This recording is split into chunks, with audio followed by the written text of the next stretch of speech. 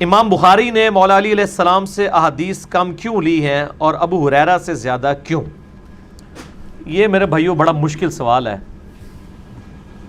سوال تو خیر مشکل نہیں ہے، سوال تو آسان ہے، جواب اس کا مشکل ہے.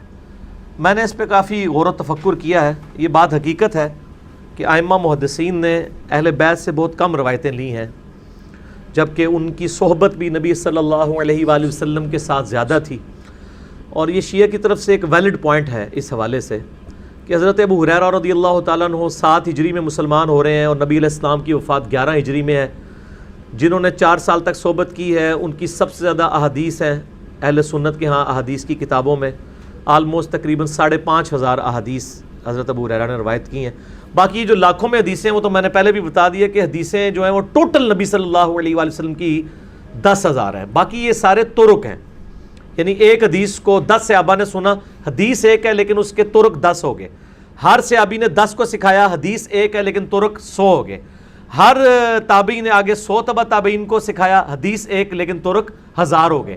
جیسے امام بخاری کو انما الاعمال بالنیات کی 700 اسنادیات تھیں، وہ حدیثیں 700 ہیں، طرق 700 ہیں. طرق طریق کی جمع، طریق کہتے ہیں نریشن کو، چین کو، اس کی جمع ہے طرق، کئی ایک نریشنز، لیکن حدیث تو ایک ہی رہے گی نا.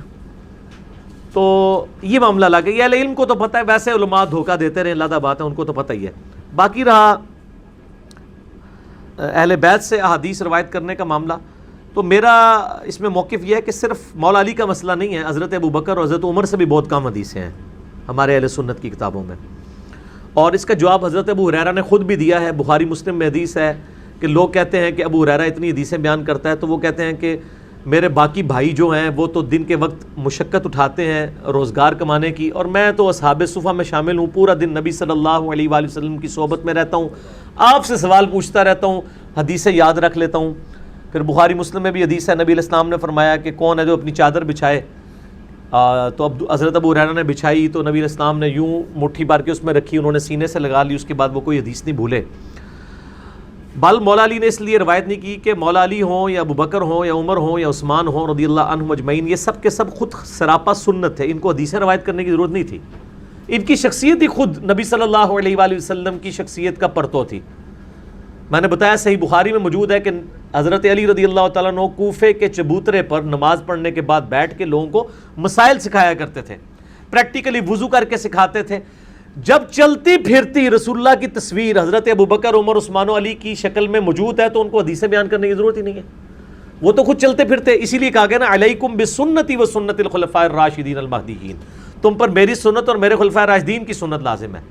وہ جو روایت ہے نا کہ میرے صحابہ ستاروں کی مانند ہیں، جس کی بھی پیروی کرو کامیاب ہو جاؤ گے، جھوٹی روایت ہے. شیخ البانی، شیخ زبیر لذیذ سب اس کو جھوٹا کہتے ہیں.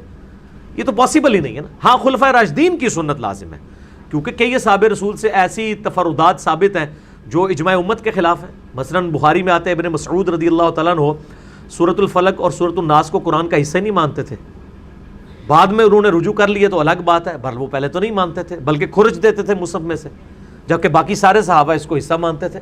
تو انڈیویجول صحابی کی رائے غلط بھی ہو سکتی ہے، اس لیے صحابہ کا اجماع حجت ہے یا خلفاء راشدین کی سنت حجت ہے، وہ بھی جس پہ اجماع ہو جائے. اگر خلیفہ راشد سے بھی کہیں غلطی ہوگی وہ رپورٹ ہو جائے گی اور اس کی اصلاح ہو جائے گی، لیکن عام صحابی کی غلطی رپورٹ نہیں ہوتی ہے.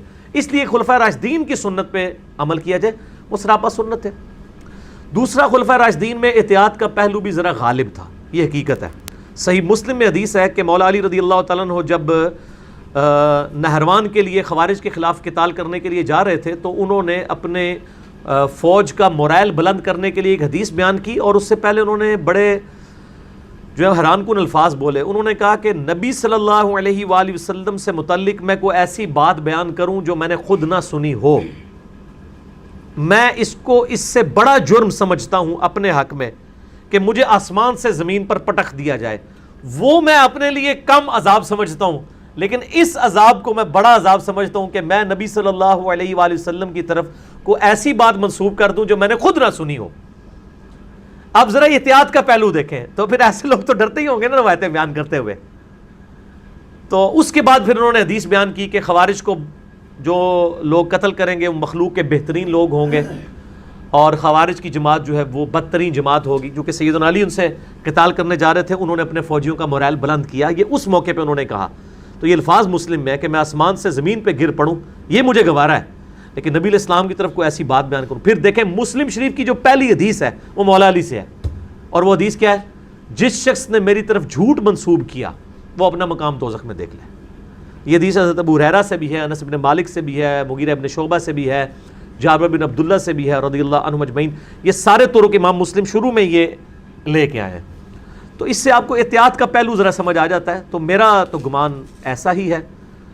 اور باقی جو یہ دوسرا سوال لکھا ہے نا کہ امام بخاری نے امام جعفر صادق علیہ السلام سے روایتیں کیوں نہیں لی ہیں اور امام مسلم نے کیوں نہیں لی ہیں، امام مسلم نے تو لی ہیں۔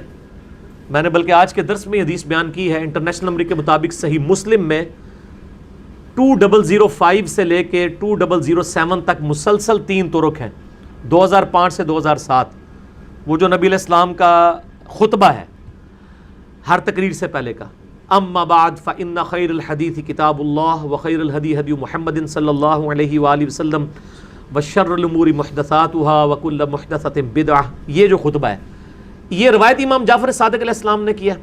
امام جعفر سے 2 واسطوں سے امام مسلم نے لیا ہے، اور امام جعفر نے لیا ہے امام باقر سے، اور امام باقر نے سنا ہے جابر بن عبداللہ سے۔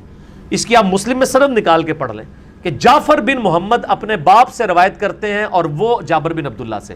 جعفر بن محمد الباقر، جعفر کون ہے؟ امام محمد باقر کے بیٹے۔ امام محمد باقر کون ہے؟ امام سجاد، امام زین العابدین، علی ابن حسین جن کا نام تھا، ان کے بیٹے، اور وہ سیدنا حسین کے اور وہ سیدنا علی کے رضی اللہ عنہم اجمعین وعلیہم السلام۔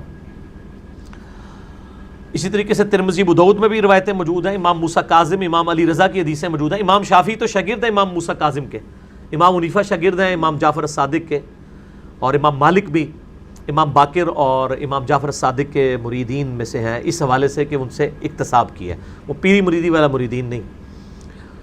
تو روایتیں تو لی ہیں امام مسلم نے، البتہ امام بخاری نے امام جعفر سے کوئی روایت نہیں لی ہے، امام باقر سے لی ہیں انہوں نے روایتیں، اور امام زین العابدین سے بھی لی ہیں۔